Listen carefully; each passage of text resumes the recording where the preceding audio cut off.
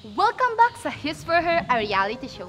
Matapos ang compatibility test, ay sasabak naman si Nick at CJ sa tinatawag nating chemistry test, kung saan masusubok ang kanilang chemistry pagdating sa aktingan sa iba't ibang genre tulad ng romance, comedy, and drama. Hindi na bago sa inyong paningin ang chemistry ng dalawang love teams sapagkat naipamalas ng dalawa ang kanilang chemistry sa mga ilang palabas na kanilang pinagbidahan. Ang challenge dito, kailangan mai-deliver ni Nick at CJ ang mga inihandang script sa bawat genre. Ang score para sa chemistry test ay magmumula sa ating mga co-influencers na sina Arian Alexa and Joshua Pilar PH. Sila ang husga kung may chemistry ba ang dalawa kay Cristel. Is it in or out?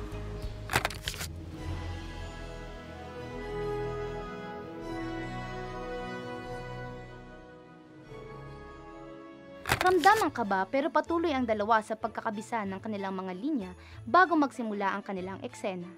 Parehas silang nahihirapan pagdating sa drama pero naging madali para sa kanila ang comedy at ang romance. Handa na ba kayong panoorin ang kanilang pinaghirapan? Roll BTR!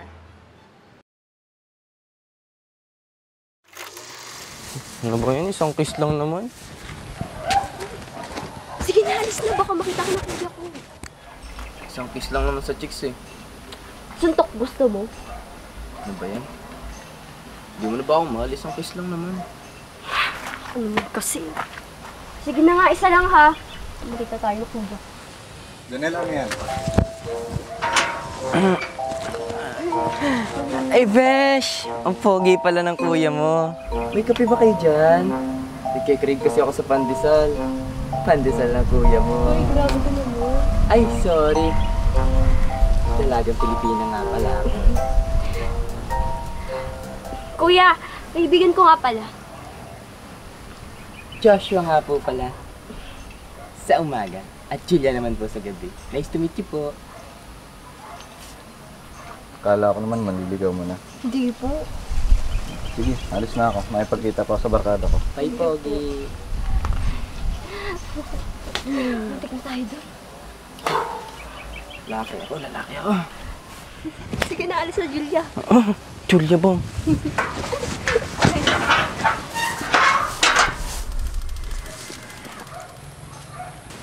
Sige na, alis na. Baka makita ka ng kuya ko. Isang kiss muna sa chicks. Suntok, gusto mo?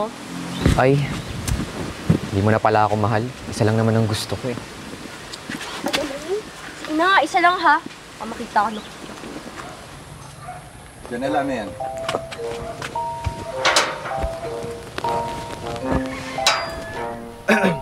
Ay, Beshi! Ang pogi naman pala ng kuya mo.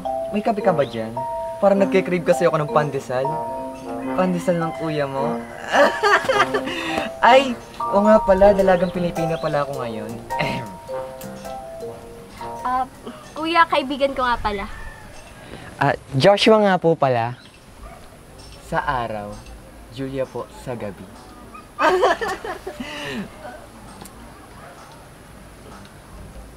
Kala ko naman manliligaw mo na. Hindi. Sige, alis na ako. Makipagkita pa ako doon sa barkada ko. Sige po, ingat po. Hindi ko na tayo doon. Sige na, alis na, Julia. Bye. So, ayan, ang unang pinanood ko ay yung comedy ng tambalang Nicktel at Cantel. So, mag-judge muna tayo dun sa Nicktel. So, napakagaling nung dalawa, yung Nicktel. Sobrang natawa talaga ako sa ginawa nilang acting kanina dun sa comedy. Natawa ako lalo na dun sa boy. Kasi napakaganda, DOA yung pagka-acting niya, at saka very natural talaga. Lalo na nung napanggap siya na gay dun sa kuya niya, natawa talaga ako dun. Kasi para talaga siyang gay talaga at kuwang-kuwa niya talaga yung pag-acting ng bakla, para talaga siya bakla doon at hindi siya masyadong OA. Tsaka dun sa girl naman, napakagaling talaga ni Gada pag uma-acting siya. Idol na idol ko yun sa Gratien, napakagaling niya. Dahil sa kanya, nadadala niya yung boy sa pag-acting niya. Syempre, pag talaga nag-acting ka, kailangan meron kayong chemistry, meron kayong connection nung katambalan mo. Napakagaling talaga nila. Natawa ako doon. Tsaka, yung eye-to-eye contact nila, mafe-feel mo talaga na comedy yung ginagawa nila. Dahil natawa talaga ako kanina. Doon naman sa Cantel naman, yung reaction ko doon, napakagaling din nila. At si Gada, sinabi ko na nga kanina, napakagaling niyang umact. Nadadala niya yung partner niya doon sa pag-acting niya, yung eye to eye contact. At tsaka doon sa boy naman, okay naman yung pagka-acting niya. Kaso, medyo di ko nagustuhan yung pagganap niya doon sa gay kasi masyadong OA. Di naman masyado, parang OA lang para sa akin kasi parang pilit yung pinipilit niya talaga. Yung pagka-gay. Although lalaki talaga siya, kaya minsan, meron naman talagang di nila kayang i-act yung ganong character, yung gay, ganon. Pero okay, magaling din siya. The best.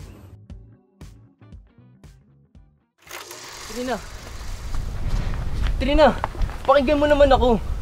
Kung ano man yung nakita mo sa amin, Angel, wala lang yun. Wala yun? Nakita ko kayo magka-holding hands. Tapos, ang saya-saya mo pang kasama siya. Wala lang yun? Aksidente lang yun.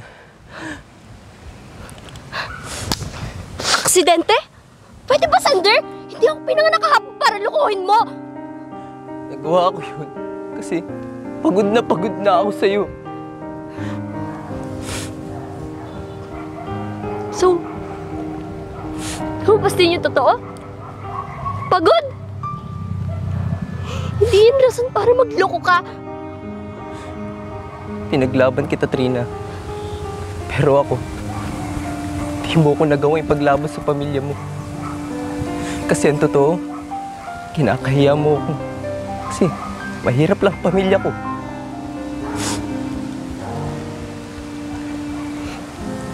Diba? Pinag-usapan na natin yan. Bigyan mo lang ako ng sapat na oras at panahon. Yun lang naman ang hinihingi ko sa'yo, ah. Pero hindi mo sa akin magawang ibigay. Pagod na akong unawain ka. Pagod na akong intindihin ka. Higit sa lahat, pagod na akong mahalin ka. Ang sakit mong mahalin. Sa bawat araw na naalala ko yung nangyari sa atin. Hindi kahit yung puso ko. Parang may tinik na nakabaon dito. Patawad, Trina, pero hiwalay na lang tayo.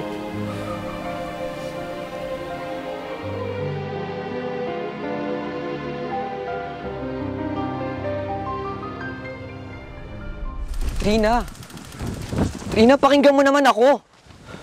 Kung ano may nakita mo sa amin ni Angel, wala yun. Wala yun? Nakita kita kahapon kasama mo siya. Tapos magka-holding hands pa kayo. Tapos napakasaya mo pa nakasama siya. Wala lang yun? Aksidente lang yun. Aksidente? Pwede ba, Sander? Hindi ako pinanganak kahapon para lukuhin mo.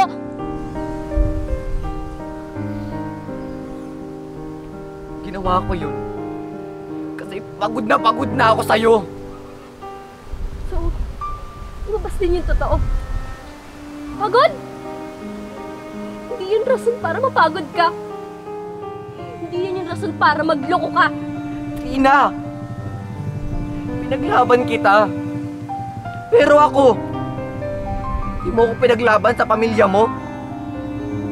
Dahil ang totoo, kinakahiya mo ko.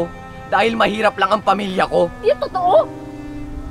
Di ba napag-usapan na natin yan? Nabigyan mo lang ako ng sapat na panahon at oras. Trina, pagod na ako. Pagod na akong ipaglaban ka. Pagod na akong unawain ka. Pagod na akong mahalin ka. Mas maigi pa. Hiwalay na lang tayo.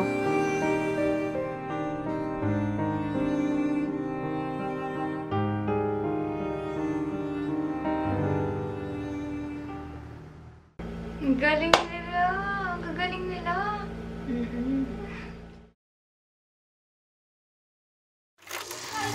Kailan natin sisimulan yung thesis? Baka naman gusto mong magseryoso, grade natin ang nakasalalay dito. Ako lang talaga yung masusunod kahit mag-individual na lang ako. Tulog na naman ang partner ko.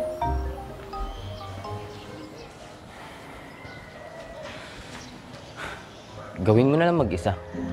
Babayaran na lang kita. Hoy, Troy! Hindi porket mayaman ka, dadaanin mo na lang lahat sa pera. Hindi yan uubra sa akin. How much ba? 5,000? 10,000? Or I guess, 20,000. Alam ko naman nangangailangan ka. Di ba kailangan mo ng pambayad sa rent ang dorm mo at tinutulayan mo? Paano mo nalaman yun? Stalker ka, no? Oo. Stalker ako. Stalker ako ng mga taong gusto kong sirain.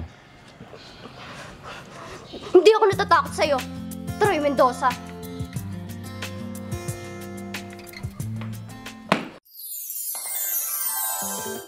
널 다시 만났던 그날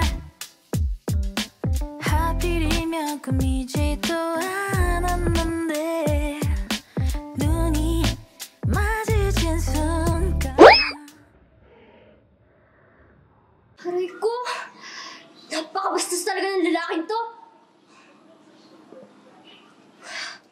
And I would probably go and end it all if you found out.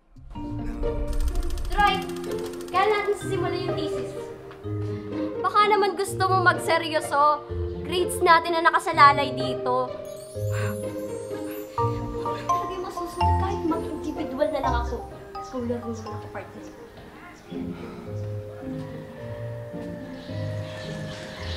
Gawin mo na lang mag-isa. Babayaran na lang kita.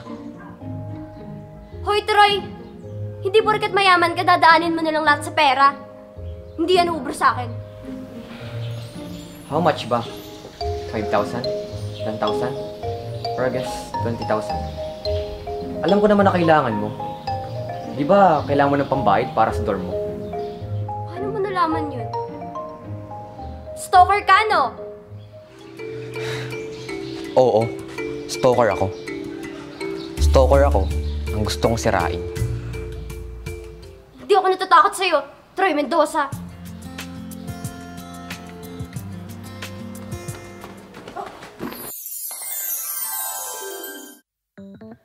널 다시 만났던 그날 하필이면 꿈이지도 않았는데 Aray ko! Pakabastos talaga ng lalaking to. To me, and Galing! Wow! So, go-vote na tayo. So, for drama, sino kaya? For me, di ako makapili. Vote na lang kaya. 3, 2, 1, Nictel. Yan talaga. Pares na lang magagaling na. For drama, Nictel or Cantel? Siguro for drama, mas na-feel mo yung drama nung sila ni Cantel.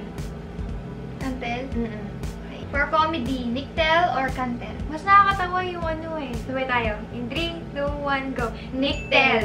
Yun. So ayan, napanood na natin yung romance clip na ginawa ng mga Gratchensa at sobrang natuwa ako at sobrang kinilig ako sa mga eksena na ginawa ng Nictel at saka Cantel. So, pumunta muna tayo sa Nictel. Ang masasabi ko, ulit, congratulations Gada, napakagaling mo, napakagaling mo. Umarte, the best ka talaga. Ayan, mahal na mahal kita, napakagaling mo. And then, pumunta tayo dun sa boy. Napakagaling yung conviction, ang pagbigkas niya ng salita, napakaganda. Yung character niya talaga is nabibigay niya ng flavor na talaga yun kailangan na ibigay niya character na bigay niya. Very good. Tsaka yung eye-to-eye contact, yung pagiging seryoso doon sa character niya, nagawa niya. Check tayo doon. Tsaka mararamdaman mo talaga na yun yung kailangan kong ibigay na character na bigay nung boy doon sa Nictel pala. Sorry. So, very good. Natuwa ako at kinilig ako. Lalo na nung pagkatinginan nila eye-to-eye contact, kinilig talaga ako. Lalo na yung mata ni Gada. Nakakadala kasi talaga yung mata ni Gada. Kaya siguro nadadala din yung boy doon sa pag-acting. And then, pumunta naman tayo sa Cantel. Magaling din. Si Gada, napakagaling. Nadala niya yung boy. At saka, masasabi ko pala dun sa boy na si Catalino. Yan. Magaling din siyang umarte. At saka, nabibigay niya naman yung kailangan ibigay doon sa character. Tsaka meron din naman, feel ko talaga si Catalino bagay niya talaga dun sa mga drama. Kasi yung boss niya, tsaka yung facial expression niya talaga pang drama talaga. Pero magaling din yung ginawa niya. Bago pala yan, binabati ko nga pala yung Gratchensa sa kanilang kanilang success sa social media, sa YouTube, sa Facebook, at sa mga success pa na darating sa kanya. Congratulations and the best kayo, Gratchensa. Mahal na mahal ko kayo. And sana magkita ulit tayo. See you soon. And I love you. God bless.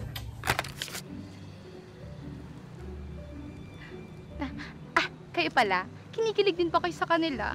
Pero, kanino ka ba mas kinilig sa kanila? Cantel ba? Or Nictel?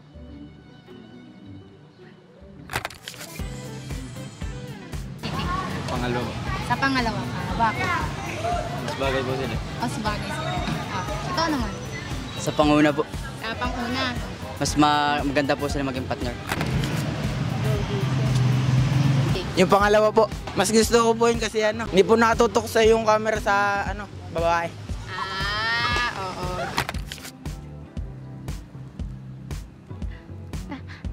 Kayo pala, kinikilig din pa kayo sa kanila.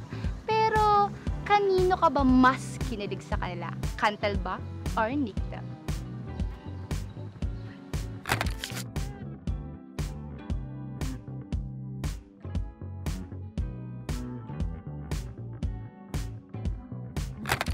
GVs, matapos ang chemistry test ng dalawa, ay malaki ang magagawa niyo para maipanalo ang bet niyo sa kasunod na mangyayari. Ito ay ang voting. Ang votes ng YouTube VIP subscriber ay 30% ng overall score, kaya kung ikaw ay isang VIP subscriber, maaari kang bumoto sa For Members Only Community tab by clicking the name ng gusto mong maging official love team. Ang votes naman ng mga YouTube public subscribers ay 20% ng overall score at maaari kang bumoto sa YouTube Community tab ng Gratchensa Entertainment at hanapin ang community post. Just click the name ng gusto mong maging official love team. Sa kabuuan ng voting, may nakalaan na 10% para sa mga nakasama ni Nick at CJ sa trabaho. Ito ang mga sumusunod: co-actor, production staff, and video editors.